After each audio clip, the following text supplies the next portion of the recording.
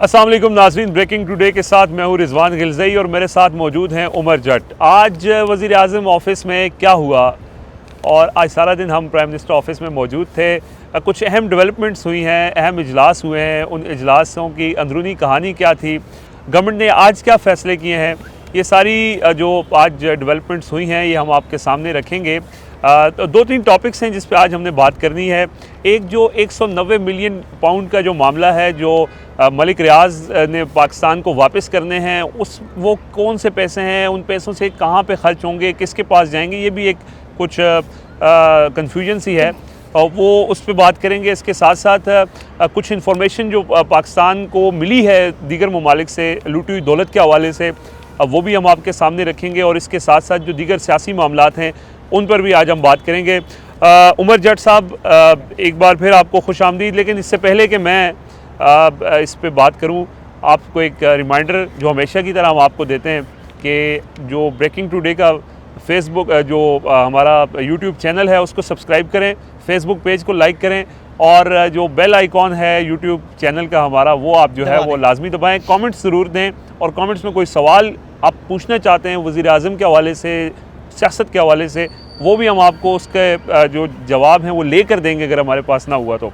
बहरहाल ये अभी हम चलते हैं आज की जो डेवलपमेंट्स हैं, जो टॉपिक्स हैं उसकी तरफ। सबसे पहले जो 190 मिलियन पाउंड का मामला है, जो मलिक रियाज ने पैसे वापस किए हैं जी, कोई कन्फ्यूजन ये है कि वो पैसे सुप्रीम कोर्ट के अकाउंट में जाएंगे क्योंकि मलिक रियाज ने ऑलरेडी किस्तों में 450 अरब देने हैं, तो ये 38 से 40 अरब सुप्रीम कोर्ट के पास जाएंगे या गवर्नमेंट के पास जाएंगे, ये ज़रा एक्सप्लेन करें आप। देखें Rizwan, thank you. Social media पर अभी जो ये सारा मामला है 190 मिलियन पाउंड का, और ये तकरीबन 250 के लगभग डॉलर्स बनते हैं, उसके हिसाब से देखें तो लोगों को कन्फ्यूजन ये है कि ये जो 38 अरब है, चूँकि ये ट्रांसफ़र हुए हैं सुप्रीम कोर्ट का जो अकाउंट है उसमें ट्रांसफ़र हुए हैं, तो उससे लोगों को ये लग रहा है कि ये वो पैसे हैं जो सुप्रीम कोर्ट ने हिदायत की थी मलिक रियाज को कि वो ये अदा करेंगे। उन पर जो फ़ाइन हुआ था 460 अरब का, ये उसमें जमा होंगे और उनकी जो 460 अरब की कीमत जो उनकी अमाउंट थी उसमें से 38 अरब माइनस हो जाएंगे। लेकिन आज जो वज़ीर आज़म के मुआविन ख़ुसूसी हैं एहतसाब शहजाद अकबर, जिनके पास अब इंटीरियर का भी चार्ज है, वो MOS है इंटीरियर के, उन्होंने आज प्रेस कॉन्फ्रेंस की और उन्होंने ये सारी जो मिसअंडरस्टैंडिंग थी इसको क्लियर किया। जो 38 अरब मिले ये मनी लॉन्ड्रिंग के पैसे थे और ये हुकूमत पाकिस्तान को वापस मिलेंगे।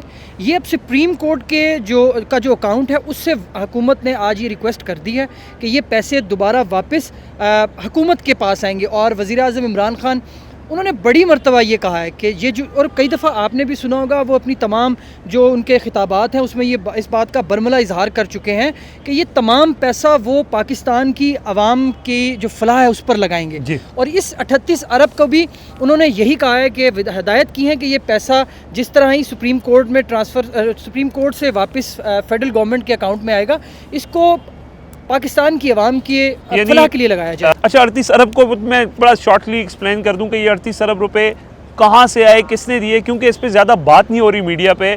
कुछ ऐसे मामलात हैं मीडिया भी उसको उस तरह से एक्सप्लेन नहीं कर पा रहा।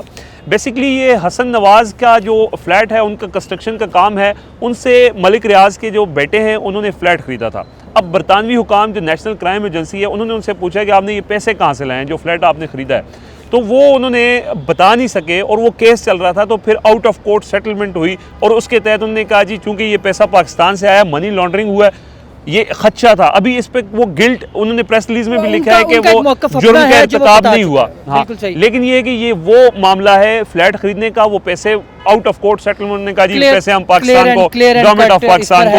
अब रिजवान नाजरीन को कल भी हमने खुशखबरी दी थी, आज एक और खुशखबरी सुनाएं जो आप मेरे जैसे, मतलब मैं तो कम से कम कह सकता हूँ यूथ, तो मेरे जैसों के लिए जो बहुत बड़ी खुशखबरी है। ज़रा वो बताएं कि ख्वाब और हकीकत का जो सफ़र आज शुरू हुआ है, ज़रा उस पर ज़रा थोड़ी रोशनी डालें। शायद आप इससे मुस्तफ़ीद ना हो सके, लेकिन मैं डेफिनेटली मुस्तफ़ीद हूँगा क्योंकि मैं इसमें फॉलो करता हूँ। आज बड़ा ज़बरदस्त इनिशिएटिव जी हमने देखा स्टार्ट हो गया, आपने शायद टीवी पे देखा भी होगा। प्राइम मिनिस्टर ने आज बाकायदा तौर पर कामयाब जवान प्रोग्राम के तहत कर्ज़ों की तकसीम शुरू कर दी है और हमने आज सक्सेस स्टोरीज़ भी की। आज हम वज़ीर आज़म हाउस में मौजूद थे और वो जो लोग मुल्क के मुख्तलिफ हिस्सों से आए हुए थे उनसे हमारी बात भी हुई। वो कौन लोग थे, वो कहाँ से आए थे, उन्हें कैसे जो है वो अप्लाई किया और उनको कैसे कर्जा मिला, वो शॉर्टली ब्रीफ कर दें। 50 लाख तक लोगों को कर्ज दिया जा रहा है और अप्रूव हुए, और आज हम उन लोगों से मिले। उनमें कुछ ऐसे लोग भी थे जिनके वहमो गुमान में ख्वाबो ख्याल में भी नहीं आ सकती रिजवान के 50 लाख तक की रकम उन्हें इस तरह से 10 दिन के अंदर मिल जाएगी। एक खातून साइका, वो वहाँ से एबटाबाद से ताल्लुक़ था उनका, 50 लाख कर्जा मिला। अब उनका आइडिया क्या था, वो खातून नथिया गली में एक रिजॉर्ट, एक छोटा सा गेस्ट हाउस टाइप वो बनाना चाहती थी। उन्होंने उसका कुछ हिस्सा, जो पैसे उनके पास मौजूद थे, जो उन्होंने अपने रिश्तेदारों से लिए, जो उनके पास जमा पूंजी थी, उन्होंने बना लिया, लेकिन उसकी फिनिशिंग नहीं कर पा रही थी और कोई पैसा दे नहीं रहा था। उन्होंने अप्लाई किया, उनको पैसा मिला। अब उनका प्लान ये था कि वो उसको बनाएंगी, लोग आएंगे, उनके एक तो जो वहाँ पर रहने वाले लोग हैं उनको एम्प्लॉयमेंट मिलेगी, एक अच्छा उनने बताया भी कि 10 से 12 लोगों को रोजगार मिलेगा। और रिजवान, आपकी वो बात हुई वो सॉफ्टवेयर वाले लड़के से, यार वो बड़ा पारा चिनार से आज 2 लोग आए जी। एक तो वो सॉफ्टवेयर वाले जो उनको 35 लाख रुपए मिला, लेकिन उससे भी ज़्यादा जो टची चीज़ थी वो थी कि एक खातून थी पारा चिनार की, उनको उर्दू पश्तो बोल रही थी, तो उनके साथ एक्सप्लेन करने के लिए उनके हस्बैंड थे, उनसे हमारी बात हुई थी। उनने ये बताया कि जी वो वहाँ पे एक सिलाई स्कूल खोलना चाहती हैं बच्चियों के लिए, और वो चाहती हैं कि ताकि उनको सिखाएं और वो बच्चियाँ जो हैं वो आगे फिर वो ताकि रोजगार 100 का उनका था कि एक 100 के करीब ख़वातीन वहाँ पर स्कूल में ये काम सीखेंगी। तो ये एक बड़ा 2,82,000 का उनका कर्जा अप्रूव हुआ है जी। और उससे अब वो एक तो 100 लोगों को वो टीच करेंगी, इसके साथ साथ ने कहा जी 3 से 4 लोगों को वो एम्प्लॉयमेंट भी देंगी, रोज़गार भी मिलेगा। तो ये जो सिचुएशन चल रही है, मेरा ख्याल ये है कि अगर आप देखें ना 100 अरब रुपए से तकरीबन 1.5 लाख लोग मुस्तफीद होंगे, तो 1.5 लाख लोग अगर एम्प्लॉयमेंट जनरेट करना शुरू कर दें तो मेरे ख्याल में 1 करोड़ नौकरी जो है वो कामयाब जवान प्रोग्राम ही प्रोवाइड कर सकेगा। इसका क्रेडिट हमें, मतलब जहां वज़ीर आज़म इमरान खान का विजन है, वहाँ इसको इम्प्लीमेंट करवाने में, इसके पीछे भाग दौड़ करने में, इसको तमाम उसके फाइनेंस मिनिस्टर के साथ, पहले असद उमर के साथ एक बंदा जिसका हम क्रेडिट जरूर दें, उस्मान डार, जिसने आउट ऑफ द वे जाकर इस पर मेहनत की है और ये कोशिश की इसकी कि यार ये किसी तरीके से मैं इसको उठा लूं, और उन्होंने उठा दिया इस पूरे प्रोजेक्ट को। सिर्फ एक बंदा मिला था काम के लिए, जो सरकारी अफसर मिला था, उस एक बंदे के साथ उन्होंने आउट ऑफ द वे जाके, लोग वैसे भी सवाल करते हैं कि बाकी मिनिस्ट्रीज में इतना काम हो रहा होता है लेकिन वो नजर नहीं आता। उस्मान डार अकेला शख्स एक सरकारी अफसर के साथ, वो कामयाब जवान, एक तो पूरे पाकिस्तान में वो लोगों को बता दिया, लोगों ने उस पर एतमाद किया। 10 लाख दरखास्तें उमर भाई, 10 लाख दरखास्तें। इससे पहले जितने भी कर्जों की स्कीम आती रही है, कभी 1 से 1.5 लाख से ऊपर दरखास्तें नहीं है, और within a month 10 lakh दरखास्तें जो हैं वो आई। ये एतमाद का इजहार है, और मेरा ख्याल ये है कि जिस तरह से ये सक्सेस स्टोरी लोगों के सामने आएंगी, जो अगला बजट, आज बड़ी ज़बरदस्त बात हुई थी प्राइम मिनिस्टर ऑफिस में, वो असद उमर, क्योंकि वो इनिशिएट वो चाहते थे वो 200 अरब देना, वो 200 अरब रखना चाहते थे इसके लिए, लेकिन फिर जब चेंज हो गए, हफीज शेख आ गए, माली हालात भी ठीक नहीं थे, 100 अरब उसका रखा गया। लेकिन आज असद उमर ने प्राइम मिनिस्टर को कहा कि हम आपको तंग करेंगे और शायद आपसे हमसे अगली दफा ज्यादा पैसे मांगे, और ये पैसा रिटर्न भी होगा। आज जो स्टोरी सामने आई, जब प्राइम मिनिस्टर को भी पता चलेगा, लोगों को भी पता चलेगा, लोगों का और इस पर ट्रस्ट बढ़ेगा, तो जाहिर बात है कि फिर बजट बढ़ेगा। और जो 200 अरब की बात थी, मुझे कभी इम्कान है कि ये जाएगा अगले बजट में, 200 अरब तक भी जाना चाहिए। लोगों को मेरिट पर मिल रहा है, मेरिट पर चीज़ें जो हैं उनको, आज जिन तमाम एप्लीकेशंस मेरिट पर अप्रूव हुई, तमाम लोग, कोई किसी को सियासी तौर पर जानता ही नहीं है। हमारा उस्मान डार से एक अच्छा ताल्लुक है, मेरी बड़ी ख्वाहिश है कि मैं भी अप्लाई करूँ, कुछ साइड बिजनेस हम भी स्टार्ट करें, लेकिन बदकिस्मती ये है कि सारा काम ऑनलाइन है और कोई सिफारिश वाला काम। आपको क्या लगता है कि अगर आपने अप्लाई किया होता तो आपको मिल जाता?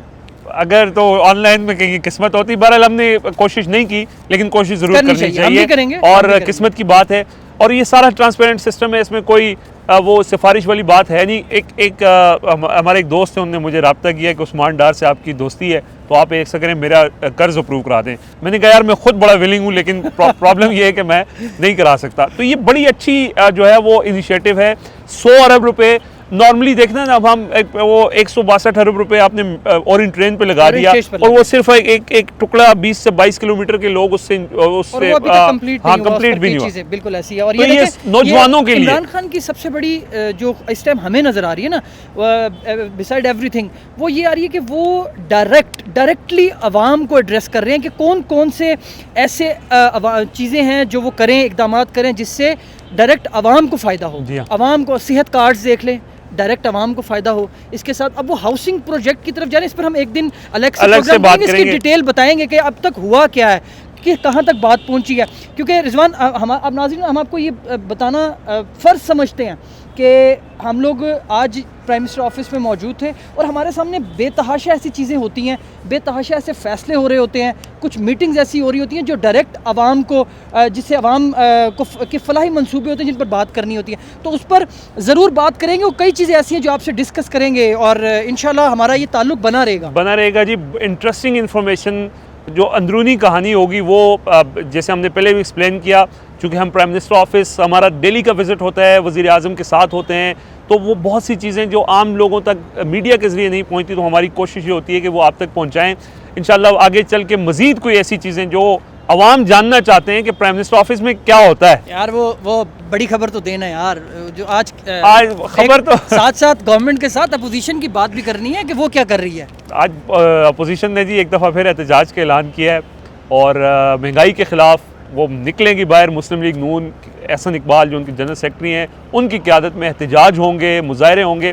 वैसे ठीक है, अपोजिशन का इस तरह का किरदार होना चाहिए, हुकूमत पे प्रेशर बने रहना चाहिए, लेकिन ये ऐसा ना हो कि ये इस एहतजाज की आड़ में वो जो ज़ाती उनके मकासद हैं या जो पार्लियामेंट में जो हम आप मकासद उनकी बात तो नहीं कर रहे, जो वो वफ्द इस टाइम लंदन पहुंचा हुआ है और मेरे ख्याल में आज इस पे हम एंड करते हैं। इतनी बड़ी खबर के साथ रिजवान गिलज़ई ने आपको ये हमारा जो आज आपके साथ कनेक्शन है वो ख़त्म करने जा रहे हैं। तो जाते जाते बस ये रिक्वेस्ट है आपसे कि ज़रूर ब्रेकिंग टुडे के पेज को सब्सक्राइब भी करें, इस चैनल को सब्सक्राइब करें, लाइक करें और कमेंट्स ज़रूर करें। कमेंट्स आपके कोई सवाल हो तो इंशाल्लाह उसका ज़रूर जवाब दिया जाएगा।